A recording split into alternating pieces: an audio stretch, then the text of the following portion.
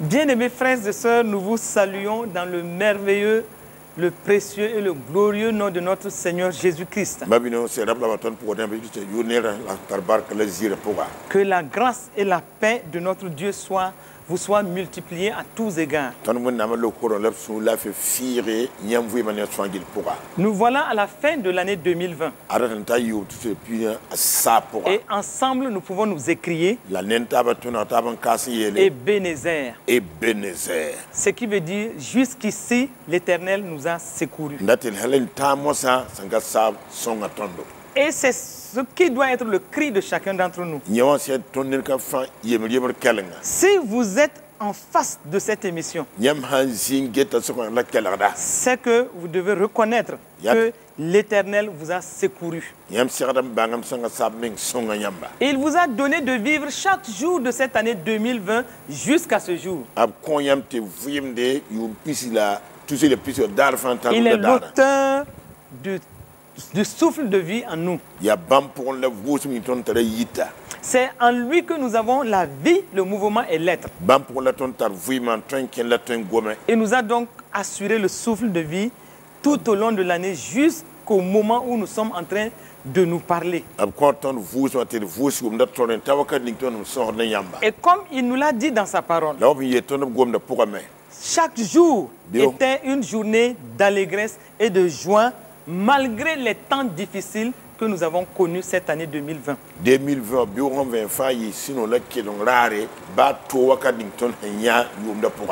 Nous le disons parce qu'en tant qu'enfant de Dieu, notre joie ne dépend pas des circonstances. Et nous pouvons comprendre que notre Dieu nous a protégés. Il nous a gardés. Il nous a sécurisés de tout piège visible et invisible de l'ennemi. Nous le disons parce qu'en traversant certaines difficultés, nous sommes souvent fixés sur ce que nos yeux voient. Alors que souvent Dieu mène un grand combat pour notre compte dans l'invisible et souvent nous ne pouvons même pas nous y imaginer. C'est pourquoi mon frère, ma soeur, Dieu a combattu pour vous. Il a combattu pour votre famille. Vous n'avez même pas su à des moments qu'il était en train de combattre pour vous. Et il l'a fait pour vous assurer sa sécurité. Il a veillé sur chacun de vous. Et il a fait en sorte que vous soyez toujours dans la victoire. Et donc nous pouvons dire aujourd'hui que nous avons véritablement bénéficié de la grâce et de la protection de notre Dieu. Et nous pouvons aussi dire que tout au long de l'année, Dieu nous a assuré les bénéfices de sa parole. C'est lui qui nous a dit dans Lamentation 3, du verset 22 au verset 23, que ses bontés ne sont pas épuisées, ses compassions ne sont pas à leur terme. Elles se renouvellent chaque matin. Oh, que sa fidélité est grande. Grande est sa fidélité. Cela doit être un cantique pour nous aujourd'hui. Oui, Seigneur, grande est ta fidélité. Et aujourd'hui, nous pouvons nous arrêter, compter tes bienfaits. Ils sont nombreux pour chacun qui nous écoute. Mais pour toute la famille, les bontés de l'Éternel se sont multipliées pour chacun de nous. Voyez-vous, l'année a connu des troubles. L'année a connu des épreuves. Et donc, nous pouvons reconnaître que Dieu nous a fait traverser tout cela. Et il était présent à chaque étape de cette année.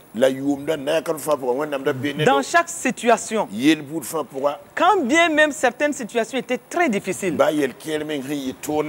il était présent, nous soutenant, nous portant, nous montrant la direction et faisant en sorte que nous traversions cette année pour nous retrouver là où nous sommes. Une année particulière, mais une année où la fidélité de Dieu s'est manifestée, où sa seigneurie s'est manifestée. Il est le seul maître des temps et des circonstances. Regardez, personne ne s'imaginait ce qui a été en tout début de l'année 2020. Nul ne savait que le monde allait être ébranlé et secoué dans ses fondements. C'est pourquoi, tout d'un coup, nos programmes, nos agendas remplis, nos rendez-vous, nos prévisions, tout a été bouleversé. Mais dans tout cela, frères et sœurs, notre Dieu est resté le même sur son trône. Comme il était sur son trône lors du déluge.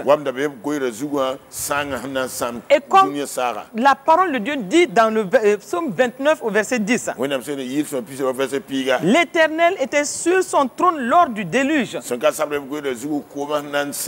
L'Éternel sur son trône règne éternellement. Et s'il règne éternellement, il est en train de régner encore aujourd'hui. De régner dans vos situations, de régner dans vos familles. Ne regardez pas aux circonstances. Ne regardez pas aux problèmes. Ne regardez pas aux troubles. Mais reconnaissez que notre Dieu reste le même et il règne encore. Il règne dans votre famille. Il règne sur vos enfants. Il est le même. Hier, aujourd'hui, éternellement. Son pouvoir et sa puissance n'ont pas changé. Et c'est pourquoi, au moment où nous terminons cette année, reconnaissons que son caractère reste toujours le même. Quels que soient les événements, quelles que soient les circonstances, quel que soit ce que vous êtes en train de traverser en ce moment, son caractère n'a pas changé. Ah, il est un bon Dieu. Comme le psaume 103, verset 8 le dit. Il est miséricordieux et compatissant. Lent à la colère et riche en bonté. Quelle que soit la situation, quel que soit le trouble par lequel même vous passez en ce moment, sachez une chose, votre victoire est certaine. Oh mon frère, ma soeur, je peux te garantir une chose, le triomphe est pour toi. La parole de Dieu n'a jamais menti. Et elle ne va pas mentir à cause de toi. À cause même de votre incrédulité. Ce par quoi vous passez connaîtra une fin. Oh, une situation qui a commencé, ce qui veut dire qu'elle finira. C'est pourquoi mon frère, ma soeur, le trouble est peut-être lent encore, mais les compassions de l'Éternel, oh, ses bontés ne sont pas épuisées. Et aujourd'hui encore, je veux que nous célébrons la fidélité de Dieu. Oui, grande est la fidélité de Dieu. Pour toi, mon frère, pour toi, ma soeur, parce que vous suivez cette émission, vous pouvez dire avec nous, grande est la fidélité de notre Dieu. Il est assis sur son trône. Il vous a conduit tout au long de l'année. Il a été là, bon dans son caractère, miséricordieux, compatissant, lent à la colère, riche en bonté. Oh, reconnaissons cela. Il est bon que nous puissions dire, oh Père, nous te rendons grâce. Et c'est pourquoi j'élève ma voix avec vous tous qui écoutez en ce moment pour dire, Seigneur, merci. Merci pour la vie que tu nous as donnée. Merci pour le souffle de vie. Merci pour ta protection. Merci pour ta direction. Merci pour ta provision. Merci pour tout ce que tu as fait pour la famille. Merci pour tout ce que tu as fait pour les enfants. Merci pour tout ce que tu as fait pour notre conjoint. Oh Père, tu mérites qu'on s'arrête en ce jour béni pour te dire un grand merci, pour te rendre grâce, pour tout ce que tu as fait pour nous. Oh, seconde après seconde, minute après minute, heure après heure, jour après jour, semaine après semaine, mois après mois. Tu as été là, Seigneur. Merci, Père. Merci pour ta grâce. Ce n'est qu'une grâce, une faveur imméritée. Et pour ce que nous avons pu réaliser, individuellement, personnellement, en famille, c'était par sa capacité surnaturelle. Reconnaissons-le. De nous-mêmes, nous ne pouvons rien. De nous-mêmes, que pouvons-nous faire si ce n'est que par sa grâce, si ce n'est que sa faveur, une faveur imméritée, mais une capacité surnaturelle. Regardez, frères et sœurs, le monde entier a marché cette année dans la vallée de l'ombre de la mort. Nous parlons ici de cette pandémie de la Covid-19. Une véritable vallée de l'homme de la mort. Mais dans le psaume 23, notre Dieu, notre Père Céleste a dit, par la bouche de David, que même quand nous marchons dans la vallée de l'homme de la mort, il est avec nous. Sa houlette et son bâton ne nous ont jamais fait défaut. Et le sang de Jésus a été là pour nous. La maladie était dans l'air. Et peut-être aujourd'hui encore dans l'air. L'air que nous respirons. Mais écoutez, frères et sœurs, nous sommes en train de marcher sécurisés dans le sang de Jésus. C'est pourquoi il convient de dire merci au Seigneur. Dieu nous a préservés. Il nous a protégés des flèches de l'ennemi. Oh, il a été là. Et c'est pourquoi nous pouvons reconnaître en tant que famille, oh, en tant qu'époux et épouse, en tant qu'enfant, nous pouvons reconnaître l'amour de Dieu pour nous. Son amour infaillible. En cette fin d'année, reconnaissons cela. Oh, il est dit dans le Ésaïe 54 au verset 10. Quand les montagnes s'éloigneraient, c'est-à-dire ces forteresses, quand les montagnes, les collines chancelleraient. Dieu est en train de nous dire qu'une montagne ne peut pas s'éloigner. Elle est fixe. Une colline ne peut pas chanceler. Mais même s'il arrivait que cela se faisait, et alors que cela est impossible, Dieu dit, mon amour ne s'éloignera point de toi. Et mon alliance de paix ne chancellera point. Dit l'Éternel, qui a compassion de toi, mon frère, qui a compassion de toi, ma soeur. Oh, cette année-là, nous avons vu des choses qui nous ont dépassés. Mais Dieu dit, il reste fidèle, il reste le même. Et souvent, nous avons été même impuissants face à certains phénomènes, même face à certaines situations. Mais l'amour de Dieu pour nous et pour nos familles est resté inébranlable. Nous reconnaissons que Christ est notre rocher. Il est resté ferme. Il a dit, il est avec nous tous les jours, jusqu'à la fin du monde. Il l'a dit dans Matthieu 28 au verset 20. Parce que face aux tribulations, il a manifesté sa fidélité. Il l'a dit dans Jean 16 au verset 33. Je vous ai dit ces choses afin que vous ayez la paix. La paix en moi. Vous aurez des tribulations. Vous aurez des détresses. Vous vivrez même des épreuves dans ce monde-là. Mais prenez courage, car j'ai vaincu le monde. J'ai vaincu le monde. Et c'est pourquoi il nous a donné de traverser l'année en nous appuyant sur lui, en comptant sur sa grâce. Il convient de lui dire merci. C'est pourquoi nous pouvons nous arrêter et nous identifier à David, qui a dit dans le psaume 103, au verset 1 et 2, mon âme bénis l'Éternel. David a dit, mon âme, tu n'as pas d'autre choix que de bénir l'Éternel. Et que tout ce qui est en moi bénisse son saint nom. Et il continue à ordonner à son âme, bénis l'Éternel. Et mon âme n'oublie aucun de ses bienfaits. Pourquoi David dit cela? Parce qu'en cette fin d'année, nous pouvons être tentés de continuer à murmurer si nous avons été face à des situations difficiles. Nous pouvons, face à certains phénomènes qui se passent dans nos maisons, nous pouvons être fixés uniquement sur ces problèmes. Et même refuser de bénir l'Éternel. Alors que David dit, mon âme, n'oublie aucun de ses bienfaits.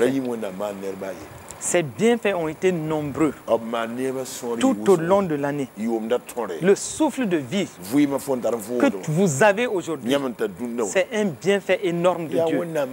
C'est parce que vous êtes en vie que vous vivez même ces situations. Mais reconnaissez que jusqu'au moment où nous parlons, il y a des gens qui n'ont pas pensé à leur départ dans la patrie céleste et qui ont connu la mort.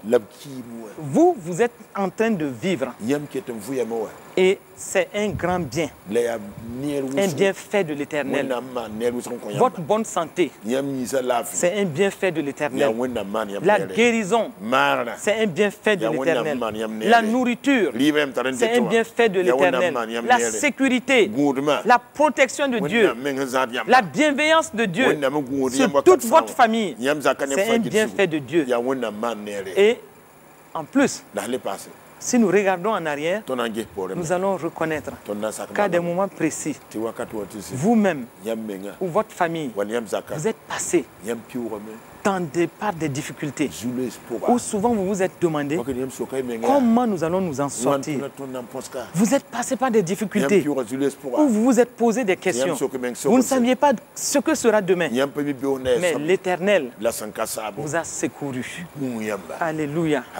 Moi, je bénis le Seigneur et je lui rends grâce pour tout ce qu'il a fait pour moi, pour ma famille, nos enfants. Le Seigneur a été là, fidèle à tous les coups. Et c'est pourquoi, bien aimé, au moment où nous sommes en train de nous entretenir, 1 Thessaloniciens 5, 18 doit être le cantique pour vous. Je rends grâce à Dieu en toutes choses, car c'est à mon égard la volonté de Dieu en Jésus-Christ. Famille, rendons grâce à Dieu pour toute situation. Rendons grâce à Dieu. Obéissons juste à la parole. Soumettons-nous à la parole. Et bénissons le Seigneur. Tout est grâce pour vous-même, pour vos enfants. Tout est grâce. Et la grâce surabondante va se manifester pour vous alors que nous traversons cette année pour rentrer dans la nouvelle année. Alors que l'année se termine, ne regardons pas à tout ce que nous n'avons pas pu faire ou avoir. Ne murmurons pas contre Dieu. Soyons plutôt une famille avec un cœur reconnaissant. Reconnaissant pour chaque aspect de notre existence. Comptons ses bienfaits et rendons-lui grâce. N'imitons pas le monde qui ne fait que maudire l'année en donnant des noms qui ne sont pas à la gloire de Dieu. Faisons monter continuellement des actions de grâce à Dieu et arrêtons-nous aussi pour reconnaître que Dieu est Dieu. Il l'a dit dans le psaume 46, au verset 11. Il dit arrêtez et sachez que je suis Dieu. Arrêtez et sachez que je suis Dieu. Il est Dieu, maître de toutes circonstances, maître de ta vie, maître de votre vie, maître de votre famille, Disons-lui merci. C'est pourquoi je vais élever la voix avec vous tous pour dire Seigneur, nous bénissons ton Saint-Nom. Nous te rendons grâce pour tout ce que tu as fait pour nous. Nous te rendons grâce pour le souffle de vie, pour tout ce que tu nous as donné. Nous ne voulons pas fixer les regards sur ce que nous n'avons pas pu faire. Nous ne voulons pas fixer le regard sur ce que nous n'avons pas pu avoir. Nous voulons tout simplement reconnaître en cette fin d'année que tu as été avec nous dans nos circonstances, dans nos situations. Tu as été avec nous. Tu nous as assuré le souffle de vie. Tu nous as assuré la bonne santé. Nous avons mangé, nous avons bu. Et nous avons pu te célébrer malgré les temps difficiles. Mais Seigneur, nous refusons, Seigneur, de murmurer pour ce que nous n'avons pas pu faire. Nous bénissons ton nom et te disons merci pour tout témoignage dans notre famille, pour tout témoignage dans la famille, dans la vie de nos conjoints et de nos enfants. Merci Père pour les grandes choses que tu as faites pour nous. Et merci Père parce que tu nous fais traverser l'année 2020 pour que nous rentrons dans l'année 2021 dans cette même paix et dans la joie au nom de Jésus-Christ. Frères et sœurs, vous savez, il est bon au moment où nous allons vers la fin de l'année, parce que ce sont les derniers jours de l'année 2020. Il est bon de nous arrêter en famille pour regarder qu'est-ce qui a bien fonctionné, qu'est-ce qui a moins bien fonctionné. Il y a 2 jours de cela, un couple partageait leur expérience avec nous. Et ce couple a pris un temps de retraite. Un temps de retraite pour 48 heures. Nous ne sommes pas en train de dire que chaque couple doit forcément faire 48 heures. Eux, ils ont choisi de le faire. Mais vous pouvez juste prendre peut-être la journée, rester dans un esprit d'action de grâce, de reconnaissance à Dieu, mais aussi vous retrouver en couple pour rendre grâce à Dieu, pour évaluer votre année, mais aussi pour faire une projection sur l'année qui vient. C'est ce que ce couple a fait. Mais ce couple dit que cela a été extrêmement intéressant pour eux. Cela serait intéressant pour vous si vous y allez dans un cœur ouvert. Si vous y allez en toute honnêteté, en toute sincérité, dans la vérité et dans l'amour surtout. Parce que ce n'est pas le moment de vous retrouver autour de certaines questions et de terminer mal votre temps de retraite. Dans la colère, dans l'irritation. Non. Ce que ce couple a vécu est une expérience exaltante. Ils sont rentrés dans un temps où ils se sont présentés devant le Seigneur. Parce que une famille, je dirais même l'une des plus grandes et premières entreprises que Dieu nous a données, c'est la famille. Et ils se sont assis. Et ils ont fait le bilan de toute l'année. Qu'est-ce qui a bien fonctionné? Qu'est-ce qui n'a pas bien fonctionné? Qu'est-ce qu'il faut renforcer dans leur interaction? Et qu'est-ce qu'il faut retirer de leur vie? Mais qu'est-ce qu'il faut mettre en place dans la projection pour le futur? Ils se sont assis dans la vérité, mais dans l'amour. Une bonne communication.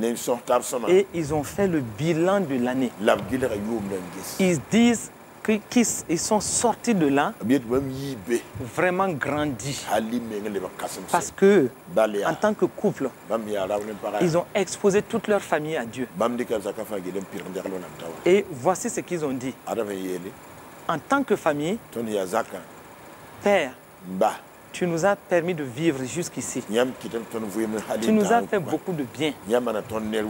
Maintenant, nous te disons merci pour toute l'année, mais au même moment, nous voulons nous présenter à toi. Nous n'avons pas toujours été ce que tu as voulu qu'on soit. Nous n'avons pas toujours fait les choses selon tes standards. C'est pourquoi nous nous ouvrons à toi pour que tu nous parles, tu nous corriges et pour que nous puissions nous projeter pour l'année qui vient. Bien-aimés frères et sœurs, cela a été une expérience exaltante pour eux. Et c'est pourquoi nous recommandons que les familles puissent faire cette même évaluation. Un bilan pour leur année. C'est pourquoi nous avons intitulé cette émission « Quel bilan familial pour cette année 2020 ?» Quel bilan familial? Votre famille, qui est la plus précieuse entreprise que Dieu vous a donnée, quel est le bilan que vous faites de la marche de votre famille? À quel niveau vous devez opérer des changements tout en rendant grâce à Dieu pour tout ce qu'il vous a fait vivre dans l'année?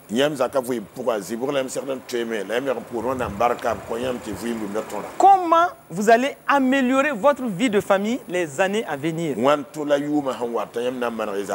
Et il faut s'asseoir, bien aimés frères et sœurs, pas dans la précipitation, pas en courant. Donnez-vous du temps. Asseyez-vous devant le Seigneur et examinez la façon dont la famille a fonctionné tout au long de l'année. Sachez-le, dans toute mission que Dieu nous donne, et une des plus précieuses missions, c'est la mission autour de votre famille. Vous devez évaluer votre mission à mi-parcours, à des moments précis. Regardez, Jésus même l'a fait. Quand il finissait sa mission sur cette terre, il s'est arrêté dans Jean 17. Et il a fait un bilan devant le Père. Et nous appelons cela la prière sacerdotale. Mais un bilan exhaustif. Une belle évaluation. Et c'est là où il a dit, j'ai gardé ce que tu m'as donné. Et aucun d'eux ne s'est perdu. Oh, chef de famille, est-ce qu'en cette fin d'année, vous pouvez vous arrêter de dire les mêmes choses? Oh, mère de famille, que dites-vous de votre année? Et bilan positif, évaluation par rapport aux choses qui n'ont pas bien fonctionné. Et ça, vous devez le faire sans complaisance. Je veux dire à quelqu'un ce soir. Je veux dire à quelqu'un qui nous écoute. Soyons vrais. Ça ne sert à rien de nous cacher. Vous avez besoin que cette famille-là fonctionne correctement. Et d'ailleurs, vous n'avez pas d'autre choix. Il faut que ça fonctionne. Donc, qu'est-ce qu'il faut laisser tomber? Quelles sont les situations qui vous ont opposé? Quelles sont les situations qui n'ont pas bien marché? Et qu'est-ce que vous devez améliorer? Vous vous repentez pour ce qui n'a pas été bien fait l'un vis-à-vis de l'autre. Mais vous devez prendre des résolutions pour l'année qui va venir. Vous devez faire une introspection. Introspection en vous-même. Reconnaître que des choses n'ont pas bien fonctionné. Et surtout, là où il faut avoir le courage d'affronter certaines vérités, c'est de pouvoir dire quelle est ma faute Quelle est ma part de responsabilité dans certaines des choses qui n'ont pas bien fonctionné? C'est là où il faut être vrai. Souvent, on a tendance à jeter la balle sur l'autre, à vouloir enlever la paille dans l'œil de l'autre, alors que chez nous-mêmes, c'est des poutres. Donc, quelle est votre part dans le fonctionnement de la famille tout au long de l'année? Quelles sont les faiblesses que vous avez vécues? Et chacun doit être vrai. Mais nous insistons sur une chose. Cela doit se faire dans l'amour, pas dans le jugement. Ne jugez pas votre conjoint. Ne jugez pas votre épouse. Ne jugez pas votre époux. Mais dans l'amour et la vérité. Pas la condamnation. Pas dire, ah, tu as fait ceci, mettre un nom sur la personne et vouloir maltraiter la personne à cause de certaines choses qui n'ont pas bien fonctionné. Là, vous serez en faute. Vous serez dans l'erreur. Si vous voulez que ça fonctionne bien, si vous faites votre bilan, votre évaluation, vous devez le faire dans l'amour et reconnaître que chacun peut présenter des faiblesses, mais le plus important, c'est de reconnaître ce qui n'a pas bien fonctionné et de quitter cela pour se projeter de la meilleure façon pour l'avenir. C'est en cela que votre évaluation sera une bonne évaluation. Et aussi, vous regardez bien, est-ce que votre couple a fait des progrès? Est-ce que votre couple a fait des progrès? Parce que et nous nous sommes dit beaucoup de choses au cours de l'année. Si vous faites partie de ceux qui suivaient cette émission, depuis le mois de janvier jusqu'aujourd'hui, beaucoup de thèmes ont été traités. Des thèmes qui ont été aussi abordés sur les plateaux. Où à 2-3, on a abordé des choses importantes. Avec 2 ou 3 animateurs. Mais tout cela, Dieu a permis que des choses soient dites. Qu'avez-vous retenu de tout cela? Est-ce que tout ce que vous avez reçu comme enseignement, que ce soit à travers que votre lumière luise, ou que ce soit ce que vous avez suivi dans vos différentes assemblées, est-ce que cela a permis à votre couple de progresser?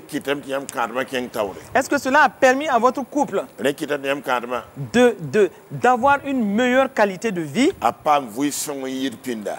Est-ce que vous avez fait des progrès? Tout court. Des progrès. Quand on dit progrès, c'est forcément positif. Et c'est pourquoi Paul dit à Timothée, dans 1 Timothée 4 au verset 15, il dit, occupe-toi de ces choses. Donne-toi tout entier à elle, afin que tes progrès soient évidents pour tous. Nous prenons ce verset à notre avantage aujourd'hui pour dire à l'homme et à la femme, occupe-toi bien de la famille. Donne-toi tout entier à la famille, afin que le progrès de la famille soit évident. Évident pour tous. Oui. Vous ne devez pas stagner. Cela n'est pas normal. Vous ne devez pas régresser non plus. Mais vous devez faire forcément des progrès. L'Esprit du Seigneur est sur vous. Il est en vous. Vous devez aller de gloire en gloire. Les progrès de nos vies familiales doivent être évidents à tous les niveaux. Oui, tout n'est pas parfait. Et d'ailleurs, nul n'est parfait. En dehors de Christ, nul n'est parfait. Voilà. Voilà. Ça, c'est clair. Donc, au moment où vous écoutez, ne croyez pas que vous êtes parfait et que c'est votre conjoint qui ne l'est pas. Ah, nul n'est parfait. Et allez sur cette base. Des erreurs ont pu se produire. Mais ne vous fixez pas sur ces erreurs. Sinon, vous allez faire bloquer toute situation dans votre vie de couple. Peut-être aussi que vous avez pris des résolutions l'année dernière. Et des résolutions qui n'ont pas forcément donné de bons résultats. Moi, je vous invite à rendre grâce à Dieu pour cela. Mais il y a quand même des progrès, des petits progrès qui ont été faits. Et donc, en regardant aussi en arrière, pour certains, vous pouvez reconnaître que vous êtes venu de loin. Vous n'êtes pas certainement là où vous devez être. Vous n'êtes pas non plus en train de régresser. Cela veut dire que quelque chose s'est passé. Et donc, rendons grâce à Dieu pour tout cela. Mais regardons à ce que Dieu veut de nous. Au soir donc de 2020, nous pensons qu'il y a des questions précises que chacun doit se poser. Et par couple, vous devez vous poser cette question. En tant que couple, en cette année 2020, avons-nous vécu le repos dans notre couple? Est-ce qu'en cette année 2020, l'homme, par exemple, il doit se dire, est-ce que j'ai été chef de famille jusqu'au bout? C'est une grande question. Quel genre d'homme avez-vous été dans votre maison?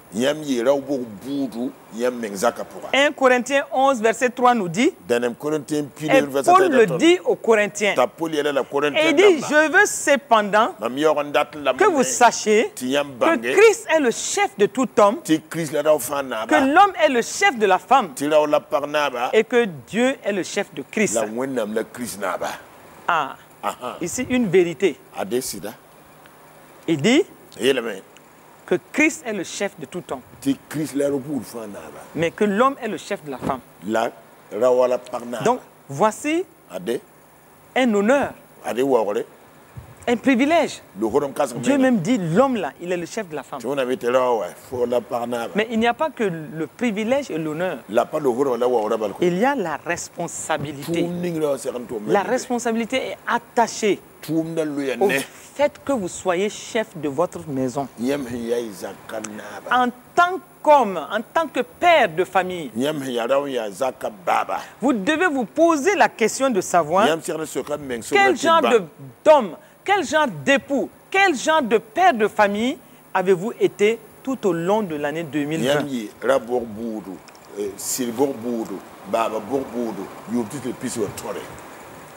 Voici une belle question.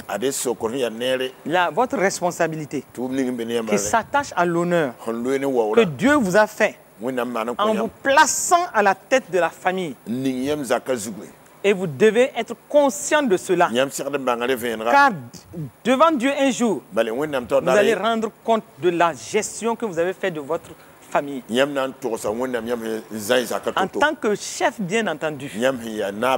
Et en tant qu'homme, dans votre famille, rappelez-vous toujours qu'il y a une triple responsabilité que vous avez d'époux, de père des enfants, donc garant des destinées de toute la famille et de vrais chefs.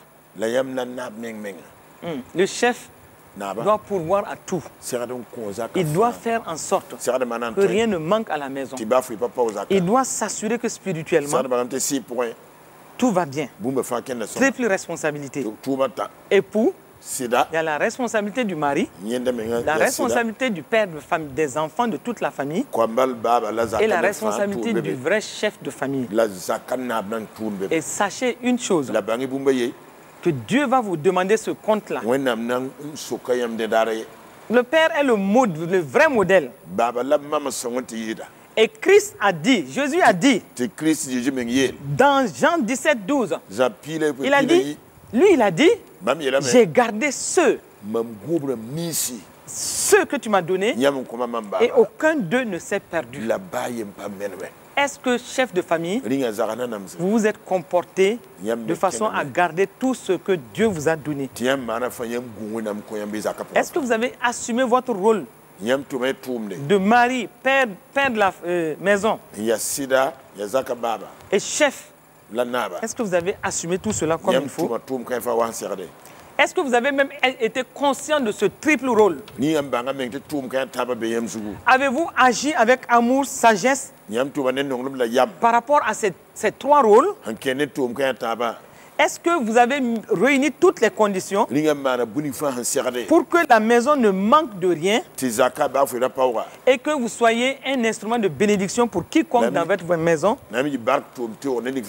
Avez-vous cerné toutes vos responsabilités et vous donnez les moyens de les assumer pleinement? Est-ce que vous vous êtes laissé conduire par l'amour de Dieu et par l'Esprit de Dieu? Est-ce que face aux situations, vous avez opéré, orienté les choses dans des choix stratégiques et dans les meilleures attitudes et comportements? Avez-vous eu le regard fixé sur Christ, l'auteur et le consommateur de votre foi? Avez-vous aimé votre femme comme Dieu lui-même le commande dans sa parole? Avez-vous garanti l'épanouissement à votre épouse pour qu'elle soit cette aide précieuse auprès de vous? Avez-vous tenté au mieux de construire votre foyer selon le plan divin? Et quand on parle des enfants, où en êtes-vous? Avez-vous instruit vos enfants? Éduqué vos enfants? Corrigé vos enfants? Pour pouvoir bâtir une relève digne de ce nom pour votre famille et pour l'Église et la nation?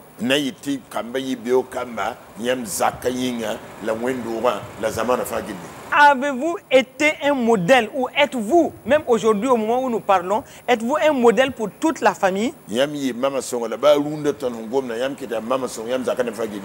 que vous êtes un promoteur de valeur pour votre propre vie et un promoteur de valeur pour vos enfants et toute votre famille? Est-ce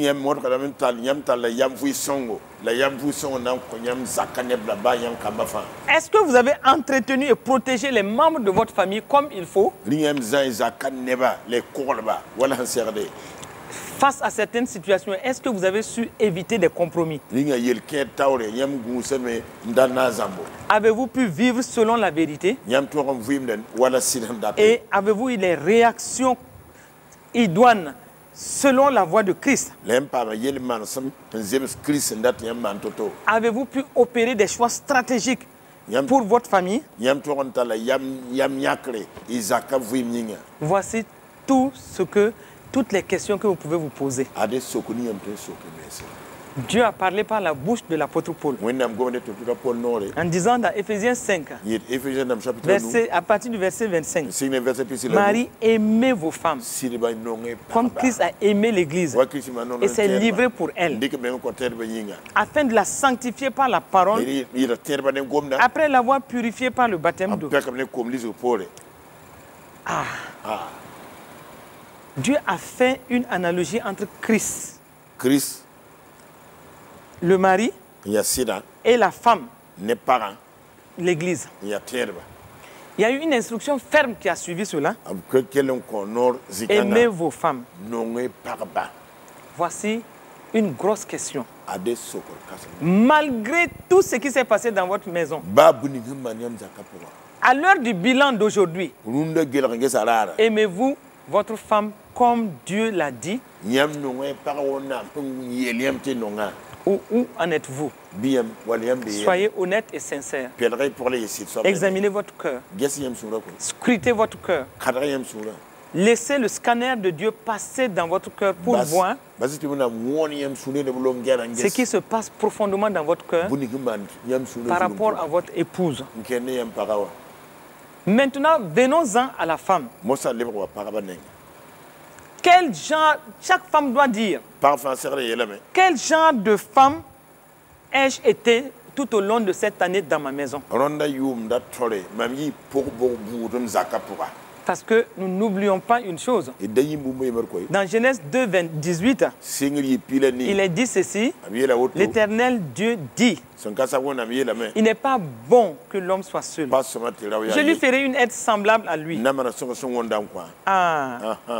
Donc, chaque femme doit dire, je reconnais que Dieu m'a conçu pour remplir mon but d'aide. Une aide compatible pour mon mari. Dieu ne fait rien par un fait de hasard. Tout en moi, en tant que femme, est conçu pour aider mon mari. Tout en vous, femme, Dieu sait toutes choses. Tout en vous est conçu pour que vous soyez une aide précieuse pour votre époux. Mais quel genre de femme avez-vous été tout au long de l'année? Voici des bonnes questions. Dans le secret de votre cœur, quel genre de femme avez-vous été? Et n'oublions pas aussi que en tant que femme, vous devez toujours assumer vos responsabilités qui se déclinent à trois niveaux distincts. La responsabilité d'épouse, celle de la mère, et enfin celle de maîtresse de maison. Avez-vous été respectueuse de l'ordre divin? Dieu vous a dit dans Éphésiens 5, à partir du verset 22, femmes, soyez soumises à vos maris comme au Seigneur. Car le mari est le chef de la femme. Dieu nous rappelle cela encore ici. L'apôtre Paul l'a dit aux Corinthiens, il le redit aux Éphésiens. Car le mari est le chef de la femme, comme Christ est le chef de l'Église, qui est son corps et dont il est le sauveur. Et il ajoute, or, de même que l'Église est soumise à Christ, les femmes aussi doivent l'être à leur mari en toutes choses. Femmes, nous voici devant une question. La question de la soumission, qui est simplement une obéissance à la parole de Dieu. Où en sommes-nous? Ce n'est pas juste des paroles. C'est dans votre attitude, dans vos actes, nos comportements. En fin de cette année 2020, où est-ce qu'on en est avec la question de la soumission? Une bonne question pour chaque femme. Tout comme le père, la femme aussi doit être un modèle pour les enfants. Et chaque femme doit dire, est-ce que j'ai aidé et soutenu mon mari comme il fallait tout au long de l'année? Ai-je éduqué, protéger d'abord mon mari comme il faut? Est-ce que j'ai éduqué adéquatement mes enfants cette année? Quelles leçons je tire de ma vie de couple de façon générale? Et nous pouvons dire que l'année 2020 a été un vrai pédagogue. Nous avons été enseignés sur beaucoup de choses. Et nous pouvons tirer beaucoup d'enseignements. Mais l'essentiel de tout ce qu'on a vécu au cours de l'année 2020, c'est que nous savons tous que Dieu, que seul Dieu est l'essentiel de notre vie. Certaines choses se sont passées pour nous rappeler que nous devons tous revenir de façon claire à Dieu.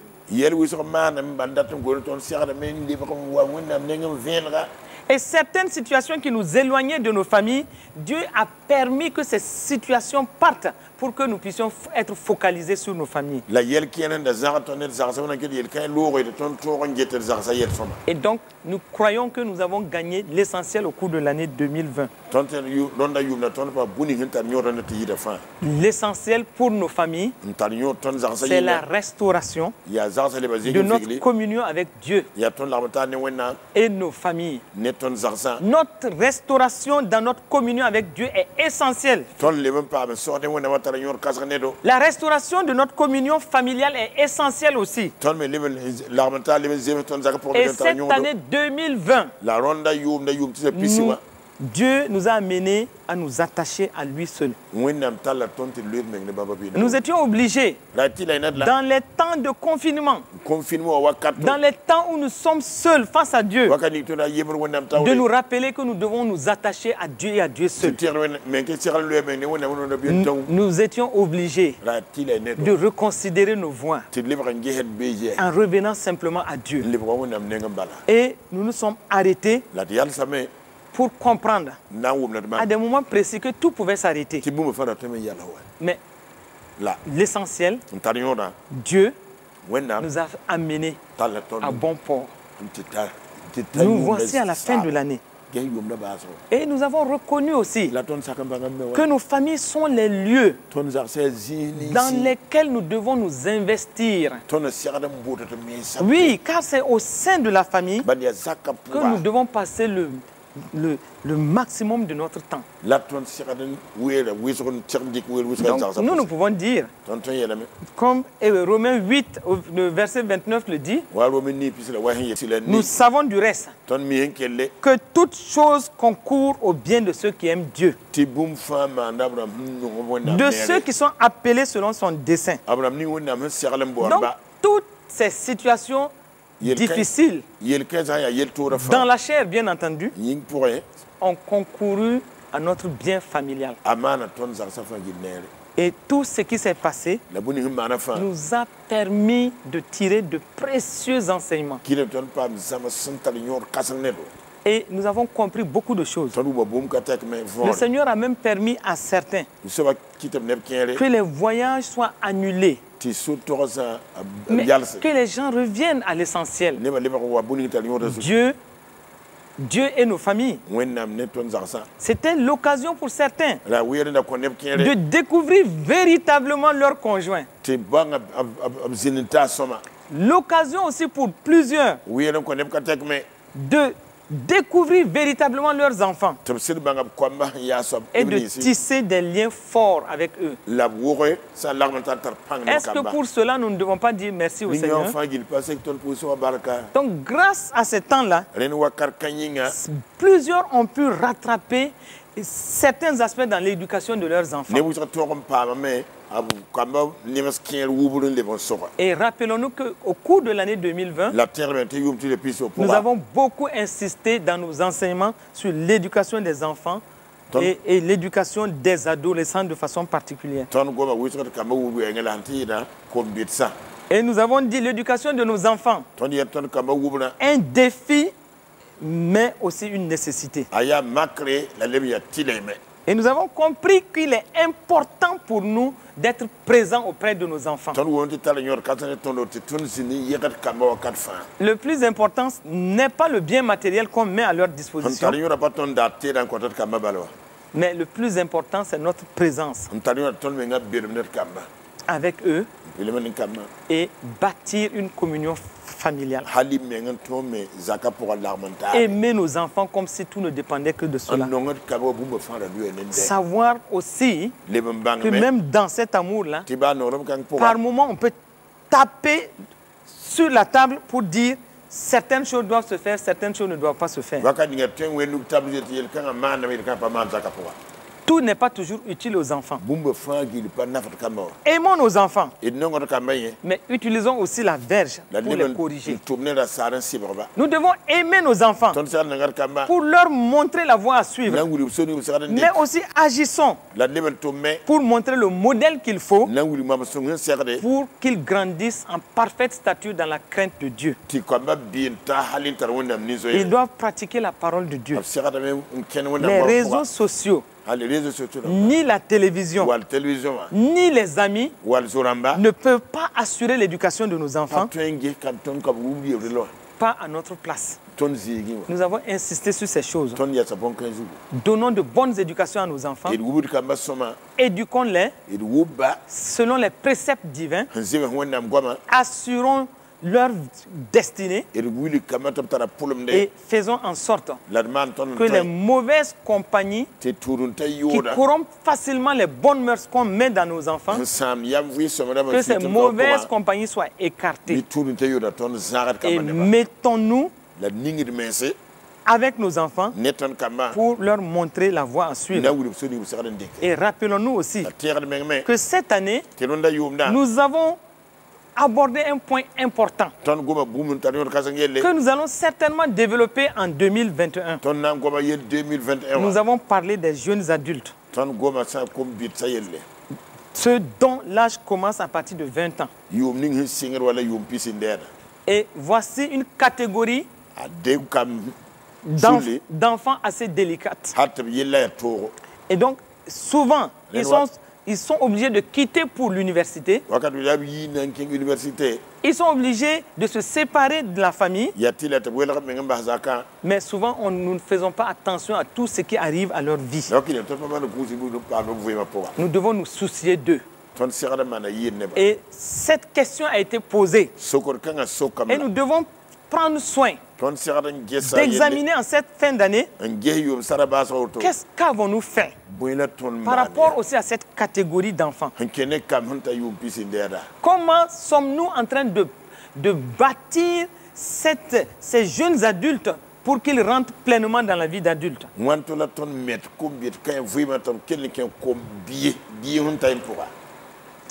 Voici un point d'évaluation aussi. Parce qu'il est facile de dire que oui, ils sont en train de progresser, ils sont étudiants, ils sont là, mais ne pas faire attention à ce qui concerne leur vie.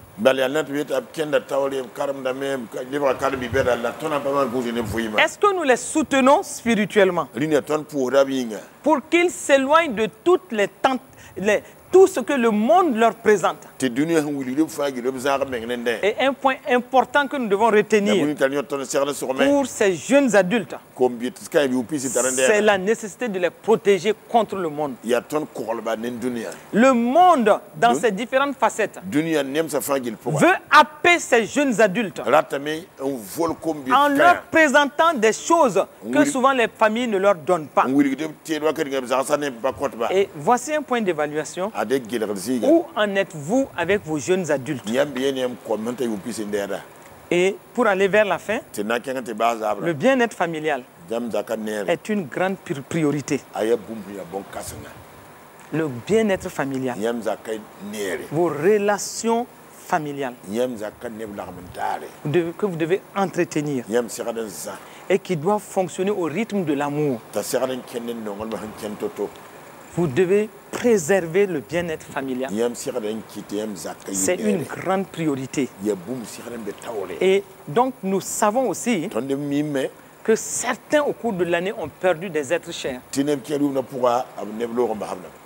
Nous prions simplement que la consolation et la miséricorde de Dieu abondent dans vos vies. Dans toutes les familles endeuillées. Au nom de Jésus-Christ de Nazareth. Je prie comme nous sommes en train d'aller vers la fin. Je prie que tous ceux qui sont malades ou qui ont été malades dans les familles, que le Seigneur assure leur restauration totale au nom de Jésus. Et aussi, en rentrant dans la nouvelle année qui est pour dans quelques jours, j'exhorte fortement de ne pas y entrer avec la haine, ni le manque de pardon, ni l'amertume. Balayons toutes ces choses de nos vies et cheminons vers la fin de l'année avec un cœur dépouillé de tout ce qui n'est pas de Dieu. Matthieu 19, verset 17 nous dit: on ne met pas non plus du vin nouveau dans de vieilles outres. Autrement, les outres vont se rompre. Le vin se répand et les outres sont perdues. Mais on met le vin nouveau dans des outres neuves. Et le vin et les outres sont conservés. Nettoyons nos vies familiales de toute souillure.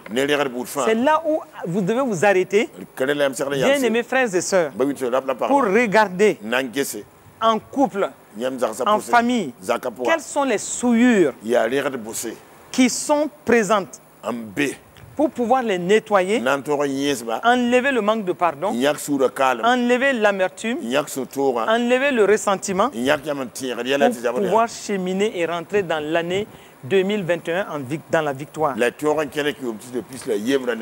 prie que le Seigneur apporte du vin nouveau dans vos familles.